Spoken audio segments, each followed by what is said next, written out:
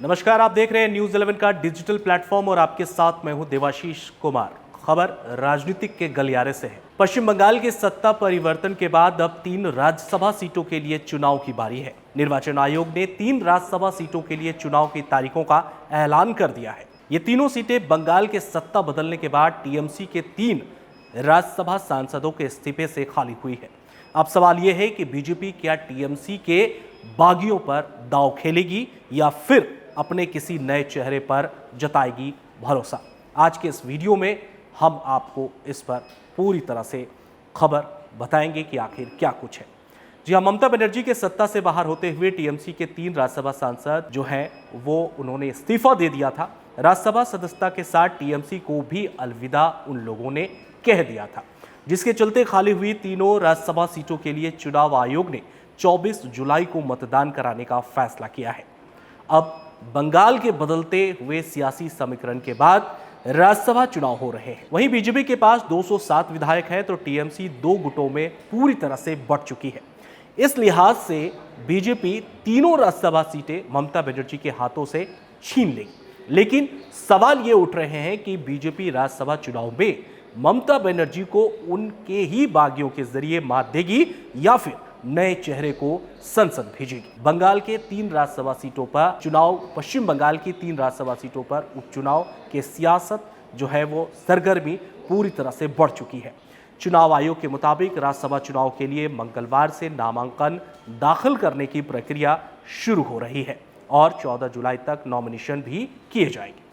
इसके बाद नामांकन पत्रों की जो है स्क्रूटनी 15 जुलाई को होगी और 17 जुलाई को नाम वापस लेने की आखिरी तारीख है, जिसके बाद अगर सीटों की संख्या से ज़्यादा उम्मीदवार मैदान में रहते हैं तो फिर 24 जुलाई की सुबह 9 बजे से शाम 4 बजे तक वोटिंग होगी और उसी दिन 5 बजे के बाद नतीजे जो हैं वो घोषित किए जाएंगे। तो साफ लहजों में समझ सकते हैं कि बंगाल का जो सियासी पारा है वो एक बार फिर से पूरे देश के मीडिया जगत की ध्यान जो है वो खींचने का काम करेगी। वहीं राज्यसभा की ये 3 सीटें सुवेंदु शेखर रॉय, सुष्मिता देव और प्रकाश चिकबराइक के इस्तीफे के बाद खाली हुई है। लेकिन तीनों सीटों का कार्यकाल अलग अलग है। सुवेंदु शेखर रॉय और प्रकाश चिकबराइक का कार्यकाल 18 अगस्त 2029 तक था, जो सुष्मिता देव का कार्यकाल 2 अप्रैल 2030 तक। इस लिहाज से 2 सीटों तक एक साथ मतदान होंगे तो एक सीट के लिए अलग से वोटिंग होगी। ममता बनर्जी से तीनों सीटें छीन लेगी बीजेपी, ये एक बड़ा सवाल है।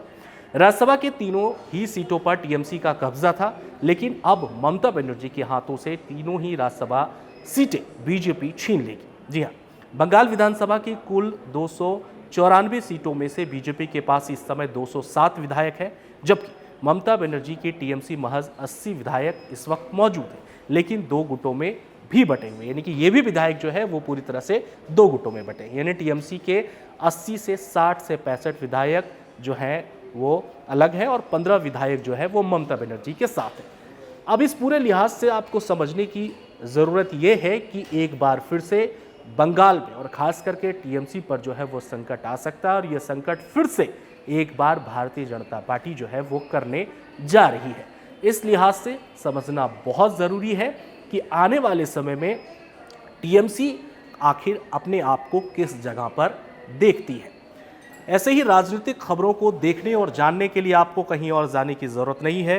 न्यूज़ 11 डिजिटल पर आप सब्सक्राइब कर सकते हैं, आप बने रह सकते हैं। और अगर यहाँ तक आपने वीडियो देख लिया है तो आपका बहुत शुक्रिया। अपना बहुत ख्याल रखिए। मुझे दीजिए इजाज़त। नमस्कार।